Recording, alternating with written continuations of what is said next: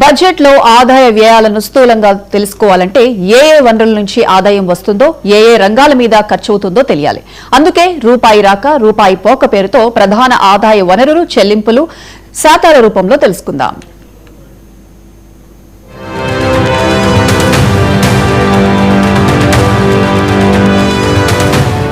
ప్రభుత్వం ఈ ఆర్థిక సంవత్సరానికి సంపాదించే ఆదాయంలో 24% అంటే దాదాపు 4వ వంతు అప్పుల ద్వారానే సమకూర్చుకుంటోందని బడ్జెట్ ప్రసంగంలో నిర్మలా సీతారామన్ స్పష్టం చేశారు.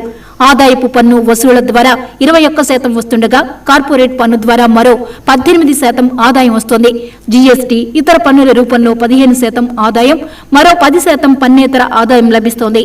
ఇతర ఆదాయాలన్నీ కలిపి 12% దాకా ఉన్నాయి.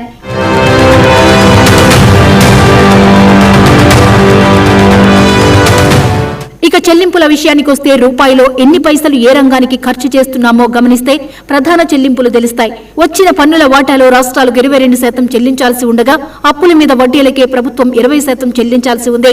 అదేవిధంగా కేంద్ర పరంగా పథకాలకు 17%, రక్షణ రంగ అవసరాలకు 11% కేటాయించారు. కేంద్ర ప్రాయోజిత పథకాలకు 8% ఖర్చు చేయాల్సి ఉండగా 6% మేరకు సబ్సిడీలకే ఖర్చవుతోంది.